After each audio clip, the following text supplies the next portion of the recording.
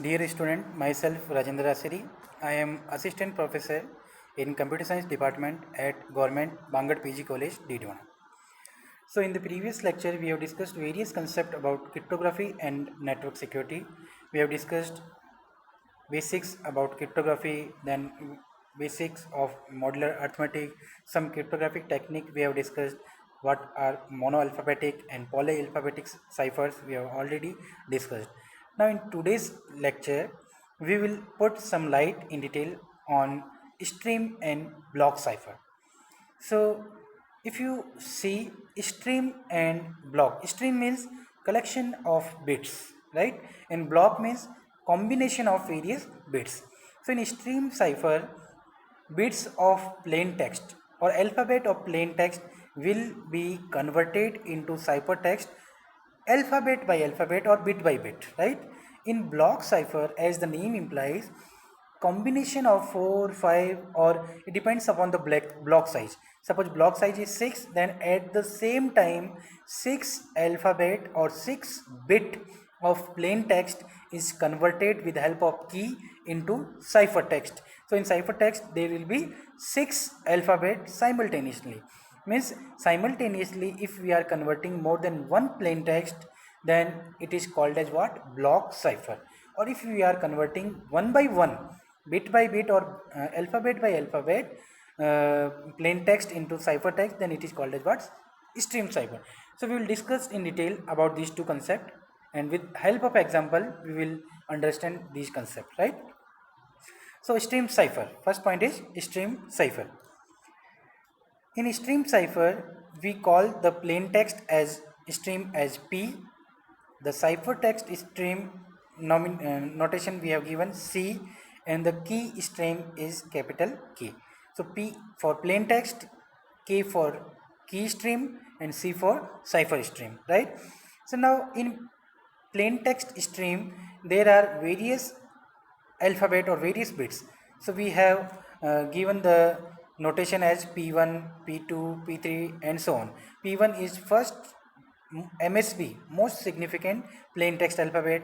Second position is P2, plain text alphabet, P3 and so on, right?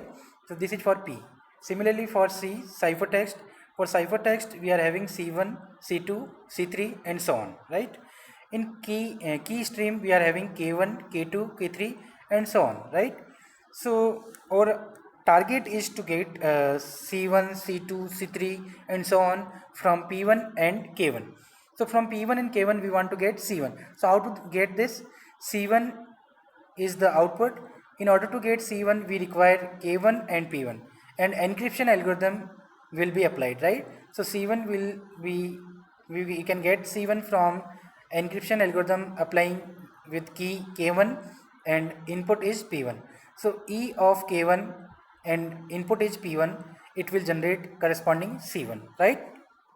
Similarly, for getting the C2, we will apply encryption with the help of K2 key, and plain text will be P2. Similarly, for getting C3, encryption will be done, same encryption, but the key will be different. Key is K3, key stream is K3, or key stream is K3, and plain text alphabet is P3 and so on, right? So with the help of pictorial representation, we have explained this concept. So suppose in the plain text we are having PLAIN. In the plain text the message stream is PLAIN. 5 alphabets are there. So stream of 5 alphabet. So 5 key is required. In key stream they require 5 K1, K2, K3, K4 and K5. With the help of P, what will apply? K1. So we are applying P is the input, encryption we are doing, and what is the key one? K1. It will give the output what? C1, right? Input is P, key is K1, and it will generate corresponding C1. Clear? Similarly, for C2, how to get C2? Encryption will be done with key K2, and plain text value is L. If you see, second plain text alphabet is L. So L is the input, key is K2, when we apply encryption algorithm on it, it will generate corresponding C2, right? Third will be encryption of with key K3 and plain text value is A. We will get what? C3. Clear? For getting C4, how to get C4? Encryption with key K4 and plain text value is what? I is the plain text value. Clear? And for getting C5, how to get? Key is K5 and plain text value is what? N. So n is the input, key is K5, and we are applying what? Encryption. It will generate the corresponding ciphertext, right? So in this manner, we can apply encryption algorithm on the stream cipher, right? So now we have discussed up to this point various type of cipher. Shift cipher we have done, multiplicative cipher we have done, affine cipher we have done. So every cipher, all the cipher in which we are converting one alphabet of plain text at a time and we are getting one alphabet of cipher text at a time, they all comes under which category? Stream cipher category. So up to this point we have discussed shift cipher means additive cipher, multiplicative cipher we have done, affine cipher that was combination of additive cipher as well as multiplicative cipher. So if you are combining both these two concepts, then it will generate what? Affine cipher. So all these concepts, shift cipher, multiplicative cipher and affine cipher, all comes under which category? Shift cipher, right? Now next concept is block cipher. As the name implies, in block cipher what we do, we combine collection of plain text alphabet and we generate corresponding ciphertext block, right? So in a block cipher, a group of plain text symbol of size m is what? M should be greater than 1. If m is equal to 1, then block cipher will be converted into stream cipher, or it is a stream cipher. For stream cipher, we can say stream cipher is a special type of block cipher where the size of block is m is equal to 1. Clear? So in order to get a pure block cipher, actual block cipher, the block size should be greater than 1. Clear? So in a block cipher, a group of plaintext symbol of size m are encrypted together, creating a group of ciphertext of the same size. Means in a block cipher of the plaintext we are having 5 alphabet, then in the corresponding ciphertext block cipher we are having what? 5 alphabet, right? So the plain text symbol of size m are encrypted together, creating a group of ciphertext of the same size, right? A single key is used to encrypt the whole block. In the plain text of stream cipher we are using key stream, but here if you notice, a single key is used for the whole block to encrypt and to get the corresponding ciphertext, right? So a single key is used to encrypt the whole block, even if the key is made of multiple values, right? So in plain text here, if you see, I am taking the marker. Plain text, what is the plain text value? PLAINT and EXT. Why we have taken this three block? Because the M is equal to 3. M3 means in a single block there may be how many alphabet? 3 alphabet. So just combining the whole message, dividing into a block of size 3.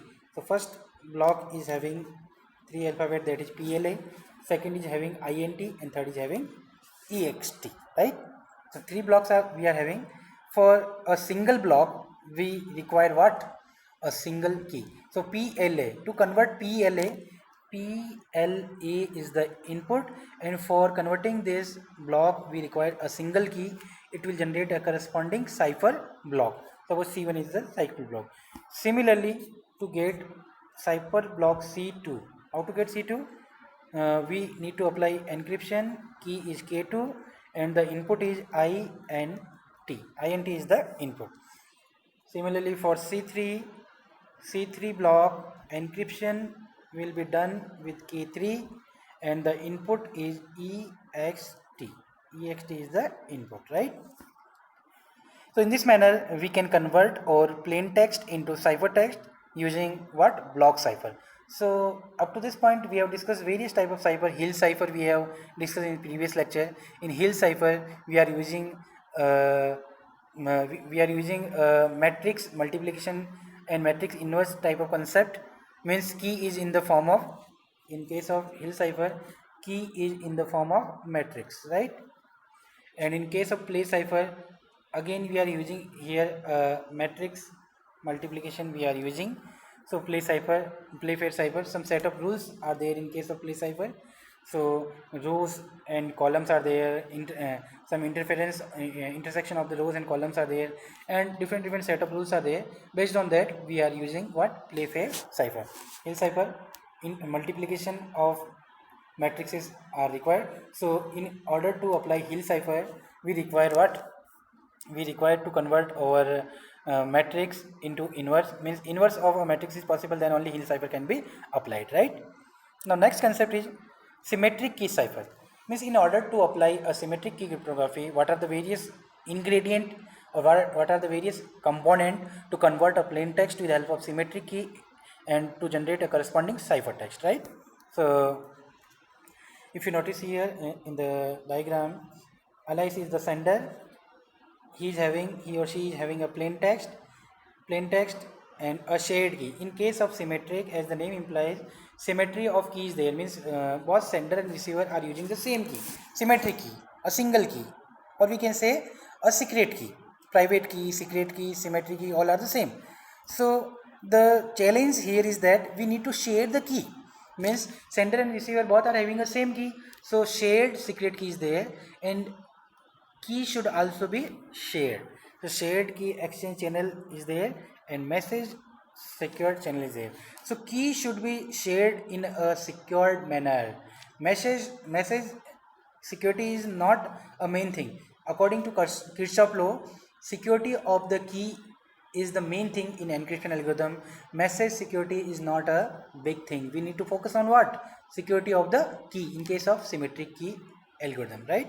So in encryption, we are applying plain text and shared key is applied. It will generate a corresponding ciphertext.